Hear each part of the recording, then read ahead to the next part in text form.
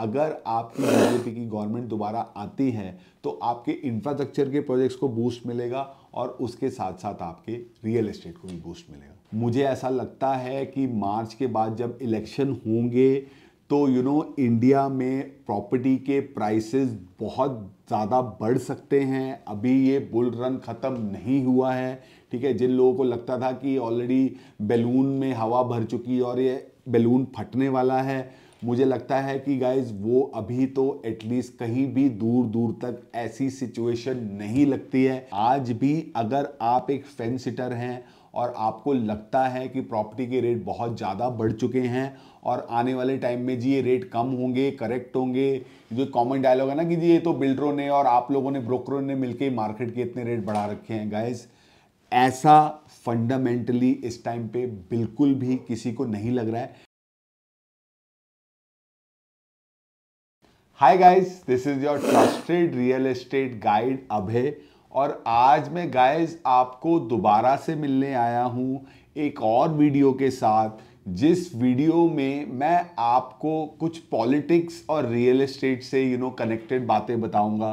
Guys कल जो assembly elections के रिजल्ट अनाउंस हुए हैं, जहां पे कि आपका राजस्थान में, मध्य प्रदेश में और छत्तीसगढ़ में बीजेपी ने रिसाउंडिंग विक्ट्री अचीव करी है, ठीक है गाइस। उसके बाद लोग ये बोल रहे हैं कि हिंदी हार्टलैंड में इस डोमिनेशन के बाद अब ये ऑलमोस्ट मतलब पक्का हो गया। एक्चुअली पक्का तो पहले भी था, बट अब एक आइसिंग ऑन द केक लग चुकी है कि 2024 के जनरल इलेक्शंस में बीजेपी दोबारा से हैट्रिक के साथ मे बी 350 प्लस सीट्स के साथ आपका एनडीए दोबारा से पावर में आ सकती है, ठीक है।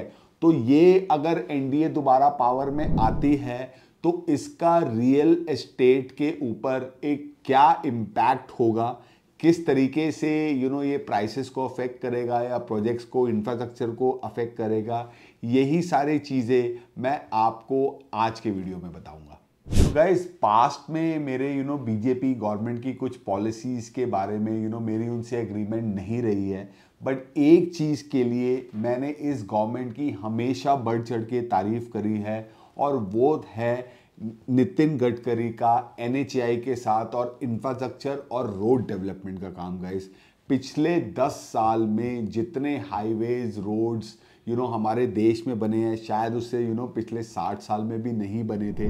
और अगर मैं बाकी सिर्फ इंडिया का छोड़ के सिर्फ मैं दिल्ली, एनसीआर और नॉर्थ इंडिया की बात करूं तो अभी इनके जितने सारे प्रोजेक्ट अंडर वे हैं, ये गवर्नमेंट दोबारा वापस आने से वो सारे के सारे प्रोजेक्ट गाइस मुझे लगता है कि अब कोई उसमें डाउट नहीं रहेगा कि वो प्रोजेक्ट कंप्लीट होंगे या नहीं होंगे। मैं 3-4 प्रोजेक्ट की आपको बात बता देता हूँ गाइस। UER2 जो कि आपको सोनीपत से सीधा ये एक कनेक्टिविटी बना रहे हैं यहाँ पे दिल्ली एयरपोर्ट की। पूरे नॉर्थ इंडिया में जो लोग आते थे एयरपोर्ट ट्रैफिक में फंसते थे, उनके लिए एक बहुत बड़ा ये बूस्ट रहने वाला है। उसके बाद दूसरा ऑब्वियसली गाइस हम लोग जानते हैं द्वारका एक्सप्रेसवे, ठीक है। द्वारका एक्सप्रेसवे में दिल्ली का हिस्से का भी काम बचा हुआ है, होपफुली अगले 1 साल में वो कंप्लीट हो जाएगा। उसके बाद गाइज इनका प्लान क्या था कि ये आपका जेवर एयरपोर्ट से कनेक्टिविटी बनाएंगे all the way till Noida and Delhi. उसके बाद ये जेवर एयरपोर्ट को केएमपी से भी जोड़ने वाले हैं और सोना से भी जोड़ने वाले हैं, तो उससे आपका साउथ ऑफ गुड़गांव वाले एरिया को भी बेनिफिट मिलेगा। और डेफिनेटली गाइज मतलब नॉट जस्ट गुड़गांव, अगर मैं बात करता हूँ नोएडा में, दिल्ली में भी बहुत सारी डेवलपमेंट प्लान्ड है। अभी ये आपका दिल्ली से आपका जम्मू और कटरा का हाईवे बना रहे हैं, दिल्ली से आपका देहरादून का हाईवे बना रहे हैं, ठीक है। तो ये सारी जब इंफ्रास्ट्रक्चर की डेवलपमेंट होगी ना गाइस, तो आप देखेंगे उसका डेफिनेटली रियल एस्टेट के ऊपर भी इम्पैक्ट पड़ेगा। अगर आपकी बीजेपी की गवर्नमेंट दोबारा आती है तो आपके इंफ्रास्ट्रक्चर के प्रोजेक्ट्स को बूस्ट मिलेगा और उसके साथ साथ आपके रियल एस्टेट को भी बूस्ट मिलेगा। उसके बाद गाइज अगर आप देखेंगे ना पिछले क्वार्टर में, अगर हम बात करते हैं जुलाई, अगस्त, सितंबर वाले क्वार्टर में, जहाँ पे कि लोग प्रोजेक्ट कर रहे थे कि Indian economy will grow by 6.7%, वो इकोनॉमी ने सारे एस्टिमेट्स को गलत साबित करके 7.6% पे हमारी इकोनॉमी ने गाइज ग्रो किया है। पिछले क्वार्टर की मैं सिर्फ बात कर रहा हूँ, ठीक है। और आरबीआई का प्रोजेक्शन है कि फाइनेंशियल ईयर 2024 में भी हमारी जो इकोनॉमी है वो 6.5, 6.6, 6.7 तक भी होपफुली ये इकोनॉमी ग्रो कर सकती है। So guys, India is the largest fastest growing economies in the world. जो मतलब बड़ी इकोनॉमीज है उनमें इंडिया सबसे फास्टिंग ग्रोइंग है। अगर मैं छोटी इकोनॉमीज की भी बात कर लेता हूं तो ग्लोबली इस साल जितनी इकोनॉमीज में जितनी ग्रोथ आई है उसमें भी इंडिया आपका टॉप 5 में है, ठीक है। तो जब किसी कंट्री की इकोनॉमी इस स्पेस पे ग्रो करती है ना गाइज, तो वहाँ पे बहुत सारे इंस्टीट्यूशनल इन्वेस्टर्स आते हैं जिनको अपने पैसे को हर साल थोड़ा थोड़ा मिनिमम 8-10%, 12% ग्रो करना होता है। इंस्टीट्यूशनल इन्वेस्टर्स भी होते हैं, फंड मैनेजर भी होते हैं जिनको अपने पैसे को रोटेट करना होता है। और गाइज, अगर आप देखेंगे जिस तरीके से अभी अनसर्टेन ग्लोबल सिनारियो है, मैं बात करता हूँ आपसे, यूएस में रिसेप्शन आने वाला था, वहाँ पे उनको फेड ने बेल आउट पैकेज दिया। कनाडा में अभी खालिस्तान की प्रॉब्लम चल रही है, ठीक है। यूरोप में तो 2-3 साल से वैसे ही क्राइसिस चल रहा है। उसके बाद अगर मैं बात करता हूँ, अभी वहाँ पे यूरोप में वॉर भी चल रही है, यूक्रेन वाली। उसके बाद आपका मिडिल ईस्ट में भी आज की डेट में गाजा स्ट्रिप के आसपास कुछ टेंशन है। वैसे हम लोग होप कर रहे हैं कि वो सिचुएशन अब धीरे धीरे करके नॉर्मलाइज होगी और 2 स्टेट थ्योरी पे ये लोग काम करेंगे। तो गाइज, मतलब ना, India has a unique combination of manufacturing as well as consumption. आज की डेट में एप्पल के प्रोडक्ट यहाँ पे बनने लगे हैं, टेस्ला वाले यहाँ पे अपना प्लांट सेटअप करने वाले हैं, ठीक है। और शायद ही बहुत सारी कंट्रीज जो कोविड के बाद जापान से नाराज़ है, सॉरी चाइना से नाराज़ हैं, वो अपनी मैन्युफैक्चरिंग यूनिट्स आज की डेट में अदर ग्रोइंग इकोनॉमीज में शिफ्ट कर रही हैं, जिसमें इंडिया का भी बहुत बड़ा नाम आता है। तो गाइज, ये ओवरऑल जो ग्लोबल सिनेरियो है उसकी वजह से जब इंडिया में इन्वेस्टमेंट्स आएंगी, तो जब इंडिया में कोई भी इन्वेस्ट करता है तो वो अलग अलग इंस्ट्रूमेंट्स में अपने पैसे डालते हैं। लोग फाइनेंशियल मार्केट में पैसे डालते हैं, लोग रियल एस्टेट में पैसे डालते हैं, लोग अदर एसेट्स में पैसे डालते हैं। तो गाइज, अगर आप देखेंगे, एक छोटा सा एग्जांपल, अगर मैं फाइनेंशियल मार्केट का मैंने नाम लिया है गाइज, निफ्टी, अगर मैं बात करता हूँ, जो मतलब आपका मार्च अप्रैल 2020 में लॉकडाउन लगा था, ठीक है, 2000 जून में निफ्टी अपने लो पे गई थी, वो 9000 से नीचे उसका लो चला गया था 8900 समथिंग का। और आज की डेट में पिछले हफ्ते निफ्टी ने अपना लाइफ टाइम हाई गाइस दोबारा से अचीव किया है, 20,258 पॉइंट तक निफ्टी जा चुकी है। तो अगर आप ये देखिए 3-3.5 साल में निफ्टी का इतना रेट बढ़ा है, और उससे आप ये अंदाज़ा लगा सकते हैं कि हमारी कंट्री की ग्रोथ, हमारी कंट्री में इंस्टीट्यूशनल इन्वेस्टर्स कितने इंडिया को लेके बुलिश हैं। और ये जो ओवरऑल ग्लोबल सिनारियो है, इकोनॉमिक सिनारियो है, ये भी रियल एस्टेट के लिए एक बहुत ही पॉजिटिव साइन।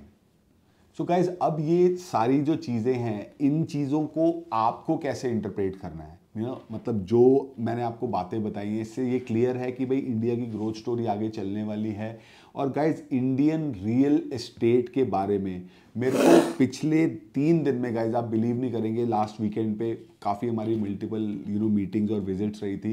तो उसमें मुझे कई लोगों ने बोला कि अभय जी, मतलब ना, आप मेरे फटाफट कोई प्रॉपर्टी दिखा के कुछ फाइनल करा दो, बिकॉज मुझे ऐसा लगता है कि मार्च के बाद जब इलेक्शन होंगे तो इंडिया में प्रॉपर्टी के प्राइसेस बहुत ज़्यादा बढ़ सकते हैं। अभी ये बुल रन ख़त्म नहीं हुआ है, ठीक है। जिन लोगों को लगता था कि ऑलरेडी बैलून में हवा भर चुकी है और ये बैलून फटने वाला है, मुझे लगता है कि गाइज वो अभी तो एटलीस्ट कहीं भी दूर दूर तक ऐसी सिचुएशन नहीं लगती है। गाइज, मैं आपको 2-3 बातें बताता हूँ। जैसे कि अगर आप देखेंगे आज की डेट में हर हफ्ते, हर 15 दिन, हर महीने में बिल्डर अपने प्रॉपर्टी के प्रोजेक्ट्स के प्राइसेस बढ़ा रहे हैं। गंगा रियल्टी जो सॉफ्ट लॉन्च में 12-12.5 हज़ार में था, आज की डेट में उन्होंने 14,000 रुपये का रेट कर दिया है। और मल्टीपल प्रोजेक्ट्स हैं जिसमें ऐसे आपके प्राइसेस बढ़ते जा रहे हैं। उसके बाद गाइज, अगर आप देखेंगे कि ना, मतलब रीसेल में भी आज, मतलब मैं आपको अपना ही एक एग्जांपल देता हूँ। हमारी एक छोटी सी प्रॉपर्टी दिल्ली में बिकी थी, ठीक है, और उसमें हमें 3-4 महीने का पेमेंट टाइम लिया था बायर ने। उस 3-4 महीने में जब हम रिसर्च कर रहे थे नई प्रॉपर्टी लेने के लिए, तो उसी बीच में जो हमने प्रॉपर्टी शॉर्टलिस्ट करी थी मे बी जून में, और सितंबर आते आते अगस्त आते आते वही सेम प्रॉपर्टी का रेट ना 25 लाख रुपए बढ़ चुका था। तो मतलब वो प्रॉपर्टी जो पहले हमारे बजट में थी वो हमारे बजट से बाहर जा चुकी थी। तो गाइज मतलब ना आपके लिए जो सबसे इम्पॉर्टेंट बात है वो समझने वाली वो ये है कि गाइस आज की डेट में अगर आप एक एंड यूज़र हैं या इन्वेस्टर भी हैं और आपकी ना किटी 1 करोड़ 1.5 करोड़ 2 करोड़ के अंदर की है, तो आप देखेंगे कि गुड़गांव में बहुत ज़्यादा नए लॉन्चेस नहीं आ रहे हैं आज की डेट में। गुड़गांव आप छोड़ दीजिए, नोएडा में भी चाहे मैक्स एस्टेट हो या गोदरेज हो, कोई भी हो, वहाँ पर भी लोग 3-3 4-4 5-5 करोड़ की प्रॉपर्टी नोएडा में भी लॉन्च कर रहे हैं। तो गुड़गांव में गाइज आज मैं अगर बात करता हूँ, एक आपका ऐसे सेंडाना है या आपके दीनदयाल के फ्लोर्स हैं या कुछ आपकी सोना में एक आधी प्रॉपर्टी है, इसके अलावा आपको 4 ईयर के होराइजन के साथ कोई भी प्रॉपर्टी गुड़गांव में नहीं मिल रही है, ठीक है। और आपको आने वाले टाइम में रीसेल मार्केट को भी बहुत क्लोजली देखना पड़ेगा अगर आपको एक वैल्यू प्रोपोजिशन चाहिए। और मैं आप सबको यही रेकमेंड करूंगा कि जो फोमो हम कह रहे हैं ना कि पिछले 6 महीने से 1 साल से रियल एस्टेट में फोमो चल रहा है, गाइज वो जो फोमो है ना वो काफ़ी रियल फोमो है। मतलब ना वो ऐसा कोई आपका मन गढ़ंत या आर्टिफिशियल फोमो नहीं है। आज भी अगर आप एक फेंस सिटर हैं और आपको लगता है कि प्रॉपर्टी के रेट बहुत ज़्यादा बढ़ चुके हैं और आने वाले टाइम में जी ये रेट कम होंगे, करेक्ट होंगे, जो कॉमन डायलॉग है ना कि जी ये तो बिल्डरों ने और आप लोगों ने ब्रोकरों ने मिलकर मार्केट के इतने रेट बढ़ा रखे हैं, गाइज ऐसा फंडामेंटली इस टाइम पे बिल्कुल भी किसी को नहीं लग रहा है। डेफिनेटली कल को मार्केट एक जगह जाके रुकेगी, स्लो डाउन होगी और उसके भी इंडिकेटर आते हैं। जब वो इंडिकेटर पता चलेंगे तो मैं आपको डेफिनेटली बताऊंगा। लेकिन एज ऑफ टुडे गाइस, अगर आप अपने लिए प्रॉपर्टी चाहे इन्वेस्टमेंट के लिए या एंड यूज़ के लिए देख रहे हैं, मैं आपको यही रेकमेंड करूंगा कि आप जल्दी से जल्दी प्रोजेक्ट शॉर्टलिस्ट करें, अपना होमवर्क करें और जल्दी से डील फाइनलाइज करें, बिकॉज आने वाले टाइम में प्राइसेस अभी नहीं रुकने वाले हैं। और गाइज इसी तरीके से मैं आपको ना दोबारा से अब बहुत लोगों ने मेरे से डिमांड किया है कि सर हमें आपने 1.5 करोड़ 2 करोड़ की प्रॉपर्टी बताई है, आप हमें 1.25 करोड़ की प्रॉपर्टी बताएं, 1 करोड़ की प्रॉपर्टी बताएं। तो ये सारी चीज़ें भी मैं आपको इस हफ्ते बताऊंगा। न्यू गुड़गांव के कुछ मेरे प्रोजेक्ट्स पेंडिंग है, एक टॉप 10 सीरीज़ न्यू गुड़गांव के 10 बेस्ट प्रोजेक्ट कौन से हैं वो भी मैं वीडियो बनाने वाला हूँ। तो गाइज इस हफ्ते आई विल ट्राई कि maybe I conclude my series on new Gurgaon so that I can move on to south of Gurgaon and then to Dwarka expressway.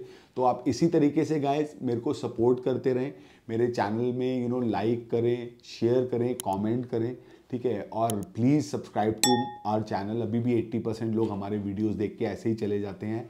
इसी तरीके से गाइस मैं आपको बहुत जल्दी मिलूंगा किसी और वैल्यू एडेड इन्फॉर्मेशन के साथ। Bye for now.